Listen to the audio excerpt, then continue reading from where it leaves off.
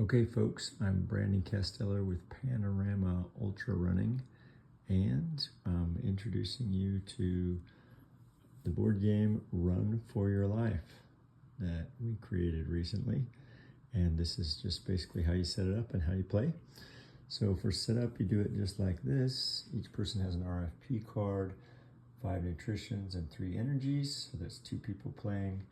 I put the unknown cards on the unknown spot, and I lay out all the gear cards so everybody can see. There's actually more than that, but just for the purpose of that.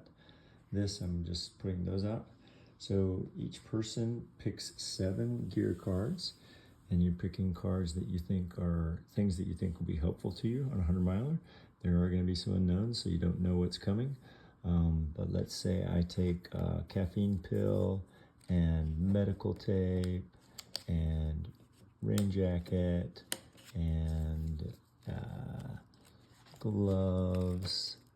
So I got this to do, and I've got ginger candy, 1, 2, 3, 4, 5, and I want to take a headlamp and a watch, and now I have 7. I decide which ones I'm going to keep in my vest and which ones I'm going to put in the aid station. You can put your initials on there so you can remember which one was yours, because it actually is hard to remember when you go past an aid station.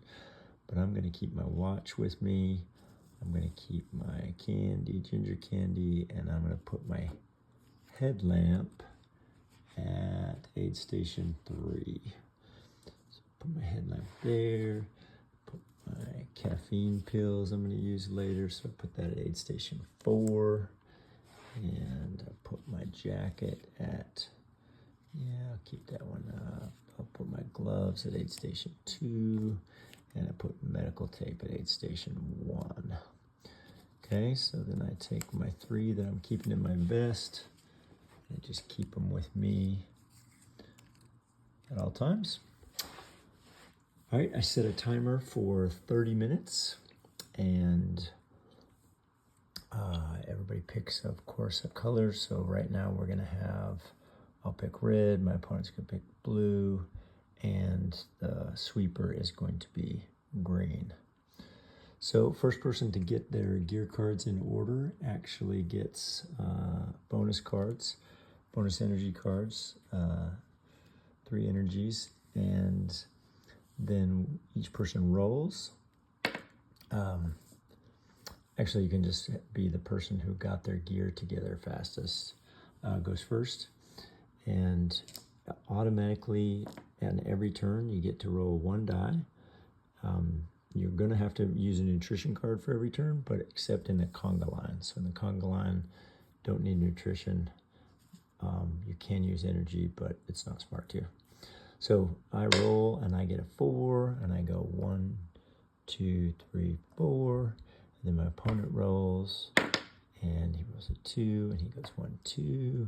The clock is ticking all this time, and we put it display the time. Then I roll a 1, and I go 1. My opponent rolls a 6, but it's a conga line, so he can't pass. There's no passing in a conga line. So he then goes 2. You got to kind of move the game along altogether because you're trying to finish in 30 minutes, like a 30-hour cutoff. Okay, so then we go there. Let's say we get past that, and I move forward out to here. My person I'm playing with gets out to here and passes me to here, and then somebody lands on a fate card. If I land on a fate card, we go over to the unknown.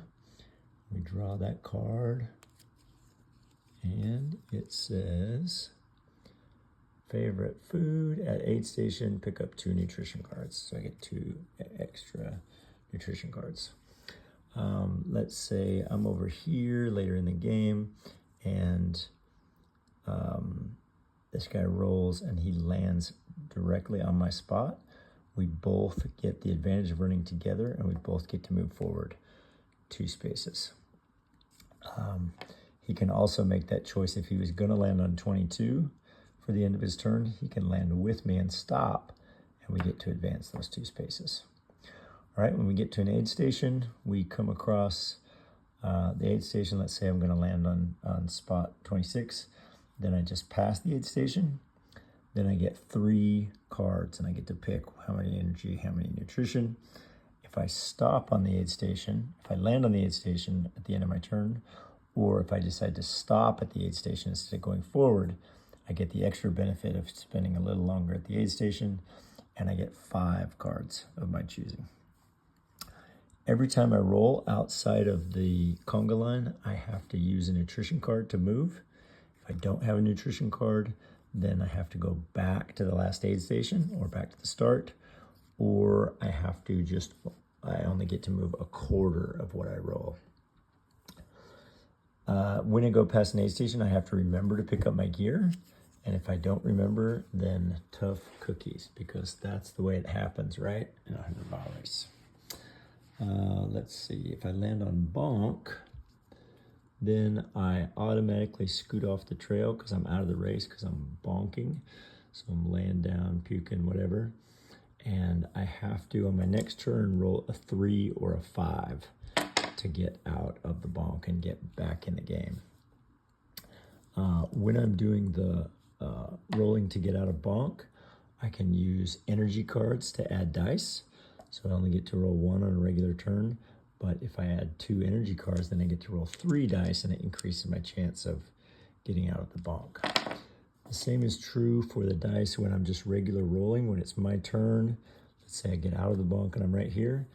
When it's my turn, if I roll, I pay my nutrition card, 1 nutrition card into the pile out of my supply, and then let's say I add 2 energy cards for my cards over here. I put in 2 energy cards, then I get to roll 3 dice. Okay. If I land in flat gravel, I get double speed. So whatever I roll the next time, whether I use energy cards or not, let's say I use 1 energy card, so I have 2 dice. Whatever I roll, now I got a 7, so I actually get to move 14 spaces. When I get into a slow down place, like the mud pit or big climb over there, or the death march, then I only get half of what I roll. So if I rolled a 7, we can round up and I get to move 4 spaces. And the death march is a little different because it's half speed, double energy, because at the end of the race you are probably death marching, but if you've saved any energy cards, then they mean twice as much at the end of the race. So I roll, and I only get half of what I roll, but my energy cards are worth double. So if I put in 1 energy card, I get 2 more dice. And later in the game, we add, with 10 minutes left, we add a die. So then there are 4 dice to use if you have the energy cards. And then 5 minutes left, we use all 5 dice. So if you have enough energy cards and you're in the death march, you can roll 5 dice, and that really helps you out, even though it's still a half speed place. The goal, of course, is to reach the 100-mile finish. If you do that, you are the winner. And if more people do that in the game than more than half, then by the 30-hour cutoff, then the runners win. And if the less than half make it in the 30-minute cutoff, then the course wins. Sorry about that. Let's see what else. You've got your aid stations. You got to pick stuff up as you go by. You've got the bonks. You've got the fates. And 18 minutes in. So with 12 minutes left. Sorry, the other way around. With 18 minutes left, it's nighttime. So we turn the lights off for a second. And if you have a headlamp, either in your vest or you've picked it up at an aid station, then you carry on as usual. If you don't have a headlamp, you either have to go back to an aid station to get one, or you have to roll, and then you have to move your spaces. Let's see, I'm right here and it's dark and I don't have a headlamp. On my next turn after the darkness, I roll a 6. I have to close my eyes and try to move 1, 2, 3, 4, 5, 6, And if I land on the right spot, then I'm good. If I land off the course, then I'm lost and I miss my next turn before I get back on. That only applies to your first turn after the nighttime. As you start getting closer to the time limit expiring, you gotta kind of speed everybody up. That's basically how the game works. And the RFP card is, you can use, each player uses the card one time in the game. And let's say the other people I'm playing against, somebody lands in the flat gravel and they use 2 energy cards, then they're going to be rolling 3 dice and getting double that run. So right before they roll, I throw down an RFP card. Now let's say they roll a 11 and they get to double it. They're going to move 22 spaces. Wherever I am, they move their 22 spaces, I also get to move 22 spaces. So RFP is just kind of a little magic, and you want to use it when it's advantageous, when you get the most out of it. Only one person can play an RFP card per turn, so 2 people can't throw down an RFP card on somebody's roll. It's the first person to do it before that person rolls. All right, that's basically the game. If you want to do the simple way, you just ignore the gear cards, and you can even ignore the fate cards, but I wouldn't. That's kind of lame. And then if you want to make it hard, the Barkley way or the Niwat's way, then you can add all kinds of complications by having the lights out and speeding up the time limit and making the course a little bit mysterious, but we'll explain that in a different video.